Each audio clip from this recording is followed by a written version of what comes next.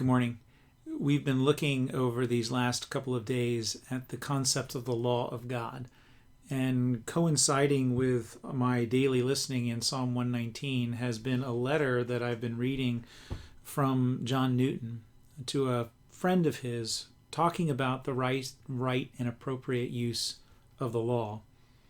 And he says in his discussion that another lawful use of the law, a right and correct use of the law, is to consult it as a rule and a pattern by which to regulate our spirit and our conversation.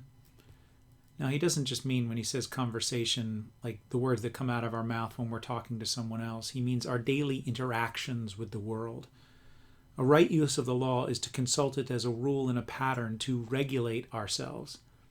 Now, in an age that's highly individualistic and highly conscious of freedom, these can be words that rub against our instinct to want to do whatever we want to do. And yet the law of God is not something that is designed to inhibit our freedom, but to give us ultimate freedom. Yesterday, the world learned that Ravi Zacharias had passed away. And if you haven't heard of Ravi Zacharias, you should have. Converted in India as a young man from a place of despair and to become one of the world's leading and most articulate apologists for the Christian faith.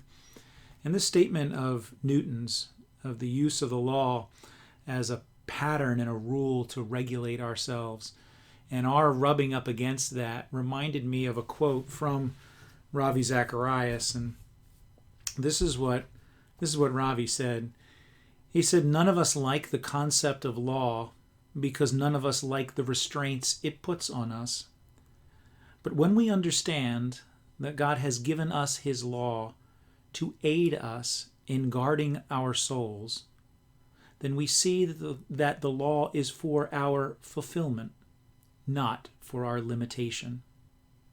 The law reminds us that some things, some experiences, some relationships are sacred. When everything has been profaned, it is not just my freedom that has been lost. The loss is everyone's." Do you see what Ravi's saying? He's saying that it is not unloving when the fish is confined to water. It's not unloving when the train is confined to its track. And neither is it unloving when humanity is confined to live within the law of God. It is how we were intended to live. It is for our fulfillment. It is for the guarding of our souls. Let Ravi's words point us to God's words and point us to the hope that is there.